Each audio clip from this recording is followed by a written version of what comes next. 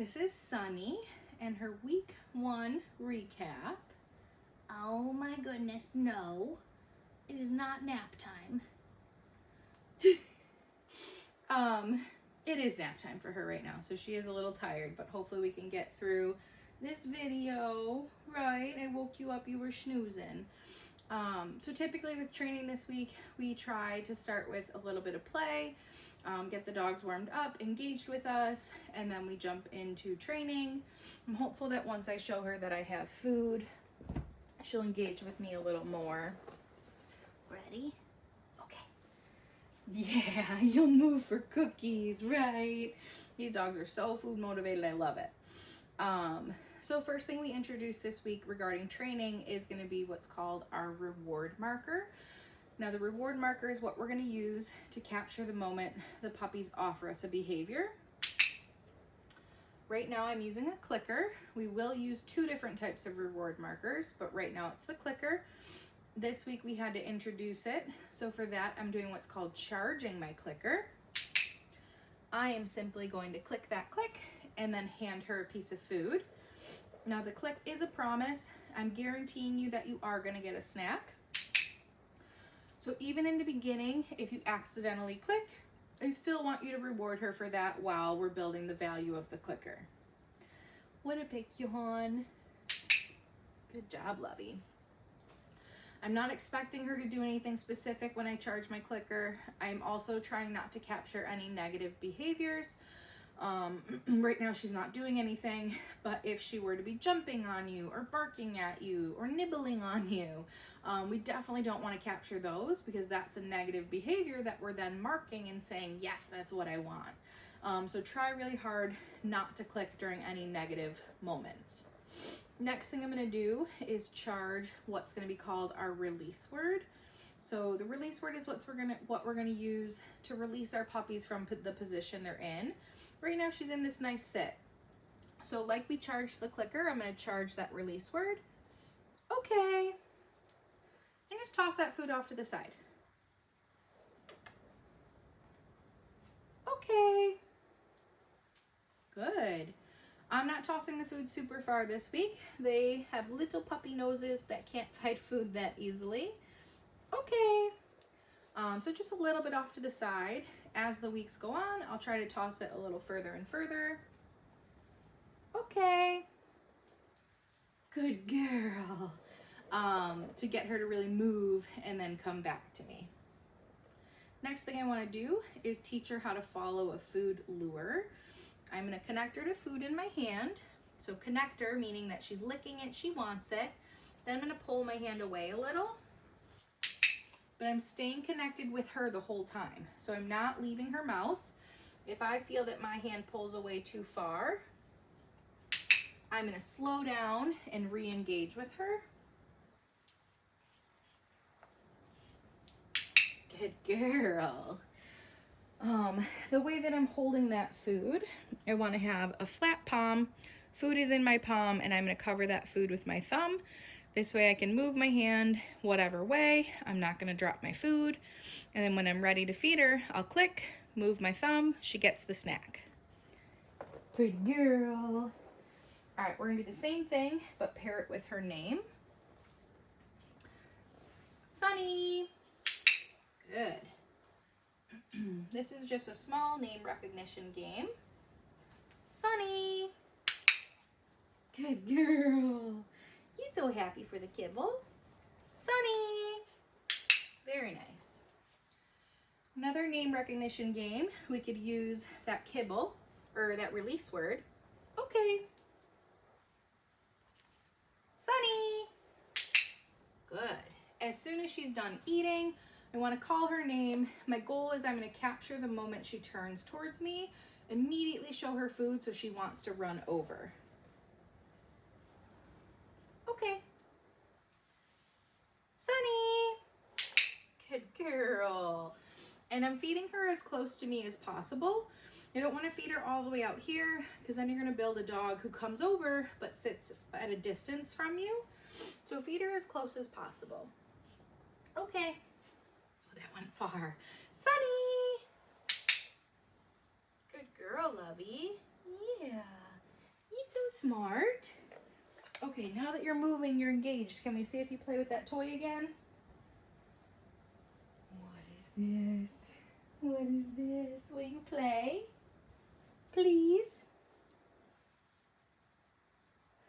She's like, no, but I'll sit and wait for more food.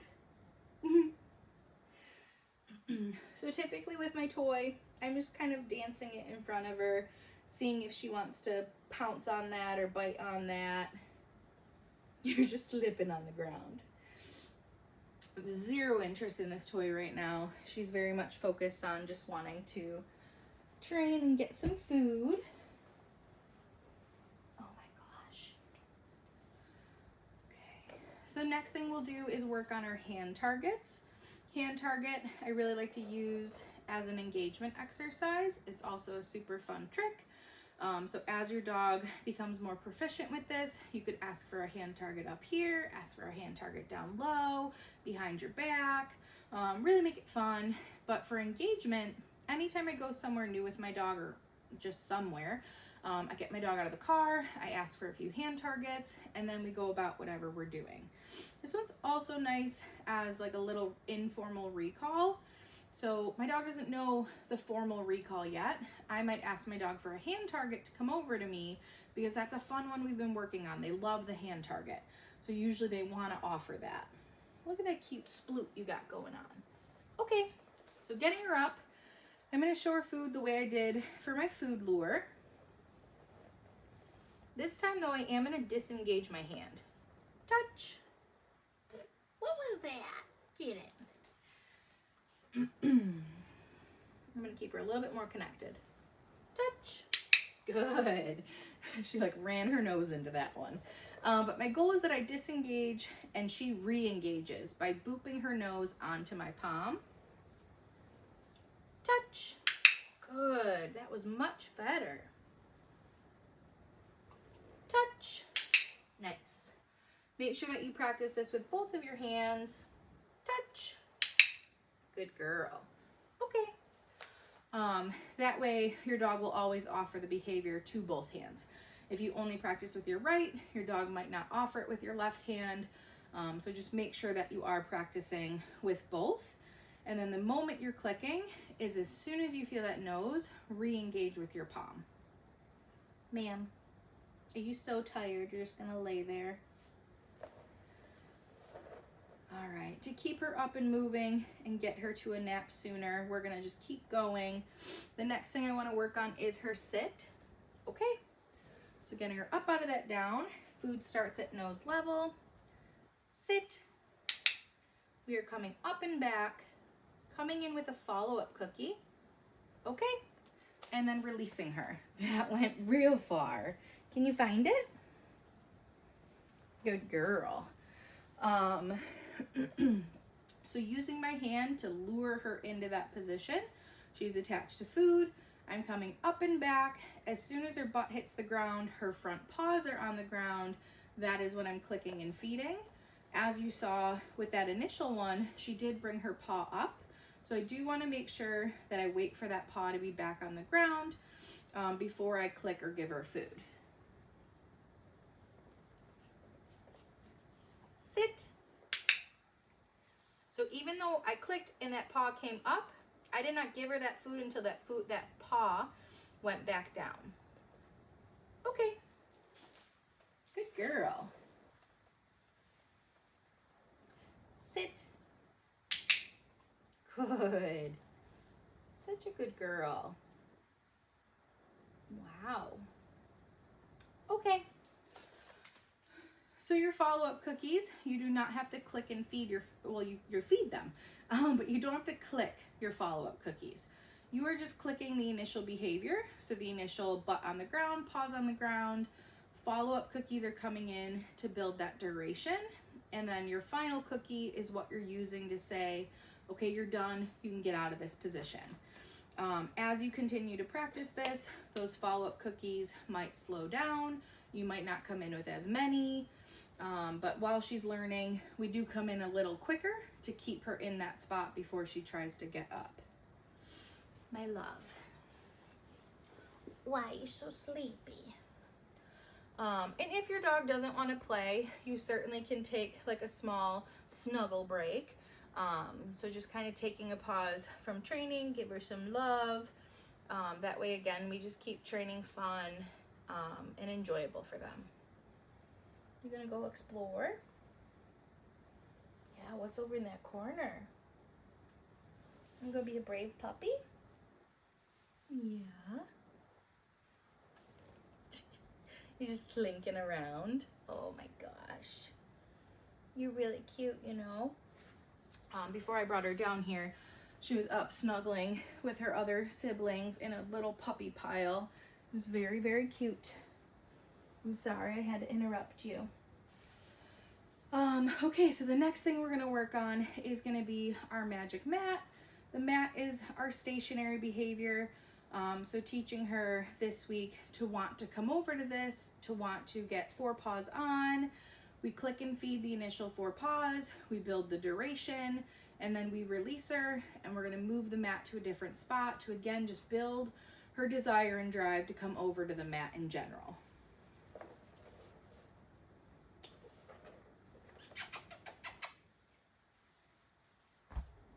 So as soon as she's 4 paws on, good. I saw that a sit was coming, so I did wait for her to get into position before I clicked and I fed. So my follow-up cookies to build this duration. You're just sitting like a little awkwardly, so that's why I'm feeding over you. And her release.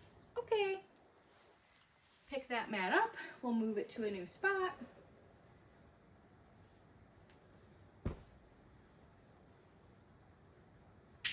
Wow, I love that you're sitting already. And that's a nice down. Good girl. Why do we use the mat? I think this is probably one of my favorite behaviors to teach. I use it a lot when I'm in my kitchen. So cooking in the kitchen, I have to open the oven. I'm either gonna put my dog in a sit stay, or they're gonna go lay on the mat as I get food out of the oven. The other way you could use this is if you have company coming over, have your dog station on the mat. As your company comes in, they get settled, then you release her from the mat. Okay. And then a fun one to use this one would be out in public places. So if you want to take your dog to a restaurant or a patio, a coffee shop, and you want her to just chill, bring a mat, bring a blanket, bring something. She stations on that as you guys enjoy your coffee, as you enjoy your meal. And then you release her when you guys are ready. Good girl. Yeah, you're very smart. Good job. The hover, just like waiting for another cookie. Okay. Good job.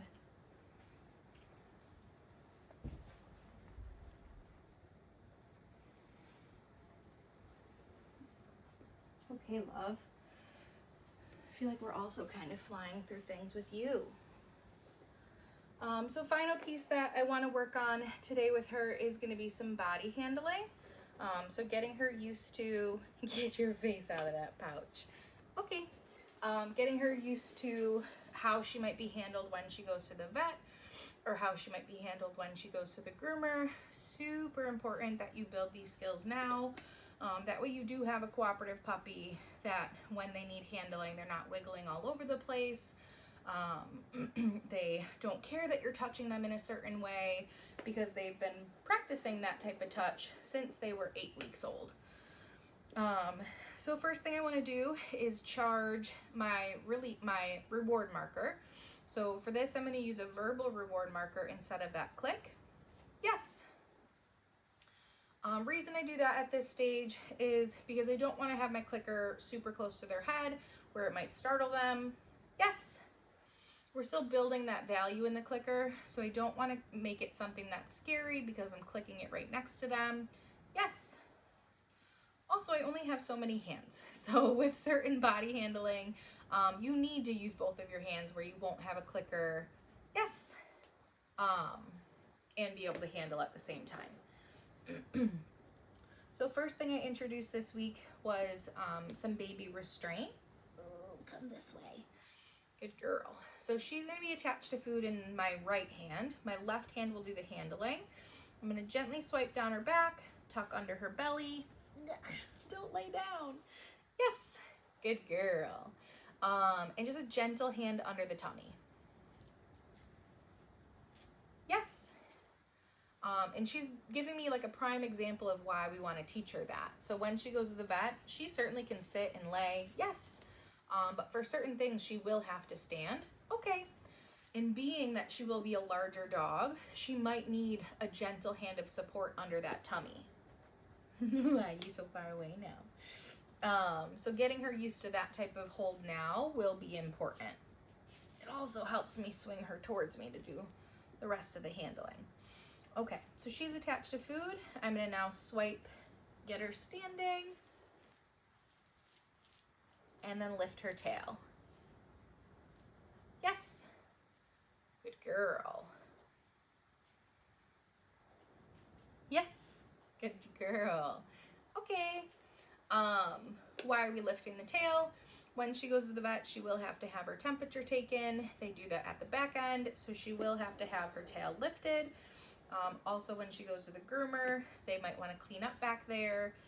So they will have to lift her tail to access that area. So having her used to that kind of back end touch is super important. Get your paw off of me. Yes, good girl. Right now we're focusing up at her face. So I'm looking at her ears. I'm doing a gentle pet behind her head, really waiting for that paw to go down before I touch. Lift an ear. Yes. Not gonna feed her till that paw is off of me. Good girl. That's just very demanding of you. Then looking in her mouth, we're gonna pet the head, come closer to the nose. Get your hand off. Yes. Good. So lifting that lip, and then she gets her food. Same thing on the other side. Yes. Good girl. Okay. She's like, I'm just slightly impatient for these cookies right now, and that's why I keep pawing you. Moving on to handling her paws. So paw handling, so important. She will need nail trims for the rest of her life. She will need the fur clipped up, cleaned up in between her paw pads. Yes, good girl. So getting her used to that kind of touch now is going to be important. You just want to plop and lay down today.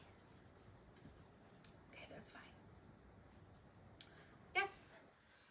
So do the same thing with the back legs.